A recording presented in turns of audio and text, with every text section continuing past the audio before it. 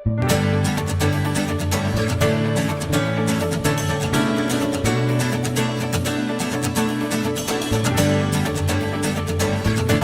araw mga kaagham!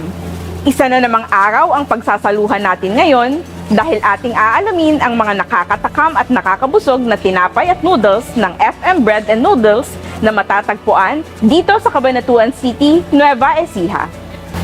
Halina't samahan nyo kaming puntahan at tikman ang kanilang iba't ibang tinapay. Pero bago ang lahat, huwag kalimutang i-follow ang aming Facebook page, ang DOST-Central Luzon, maging ang aming YouTube account. Pati na rin ang Provincial Science and Technology Office Facebook pages dito sa gitnang Luzon. Sa ngalan po ng aming Regional Director, Dr. Julius Cesar B. Sikat, ako po ang inyong lingkod Lade Sikat at ito ang Probinsyensya.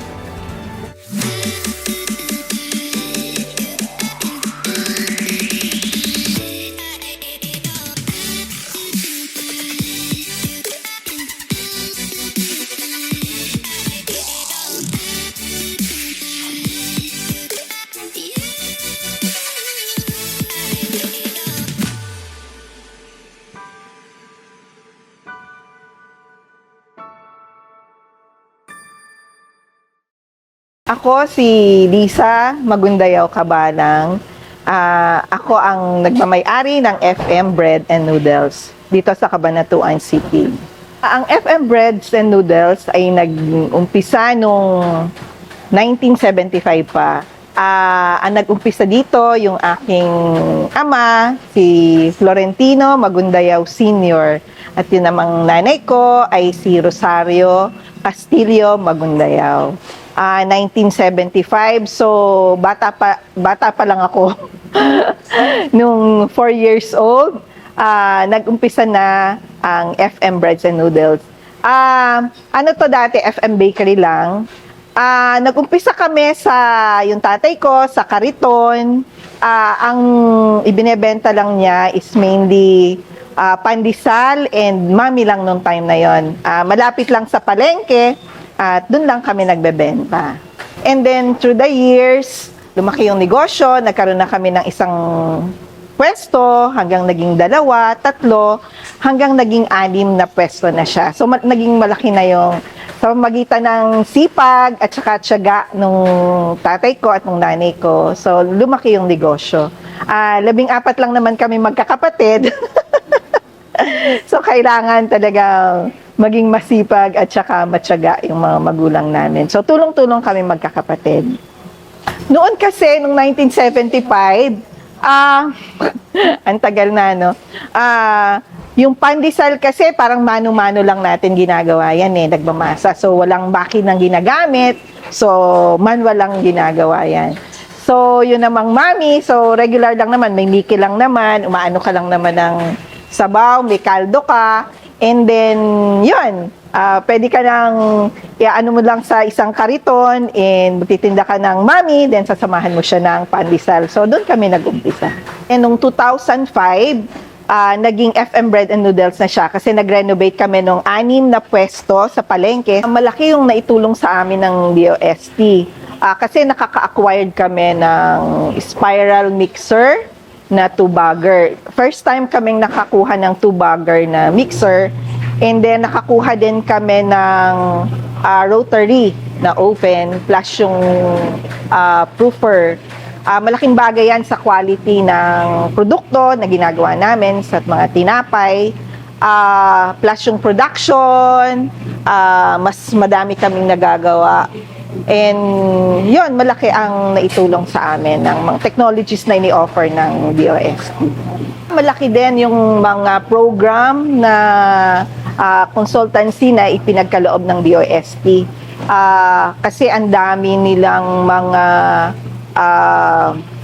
tips na ibinigay sa amin, mga program na which is mas lalo naming na-improve kung papaano ang may improve ang aming mga produkto, ang aming production area, pagtitipid sa electricity, at sa mga madami pang bagay. So, malaki ang naitulong sa amin ng program ng DOST. Meron kaming kaibigan na natulungan din ng DOST na sinabi sa amin na pwede din kaming mag-avail ng program nila. So, lumapit kami sa DOST at hindi naman kami nabigo na natulungan nila kami. Nung nag-apply kami sa ng DOST, napaka smooth ang paglapit namin sa kanila, ang pag-ask namin ng help sa kanila. Tinulungan nila kami, ginaid nila kami sa mga requirements, napaka-approachable nila at wala kaming naging problema. Sa lahat ng mga naghahanap buhay, lalo dun sa mga SME, ini-encourage ko kayo na lumapit tayo sa DOST, i-grab natin ang opportunity sa mga tulong na ibinibigay nila kasi talaga naman napakalaking tulong ang naibibigay nila sa akin para mas lalo nating mapaganda at mapaunlad ang ating negosyo. Papasalamat kami ng marami sa DOST kasi napakalaking bagay na mas lalo naming mapalaki at mapaunlad ang aming hanap buhay.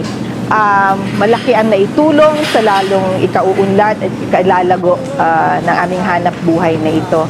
At nawa DOST patuloy kayo na tumulong sa mga maliliit na naghahanap buhay na kagaya namin upang mas lalo naming mapaunlad ang aming negosyo. Maraming salamat sa inyo.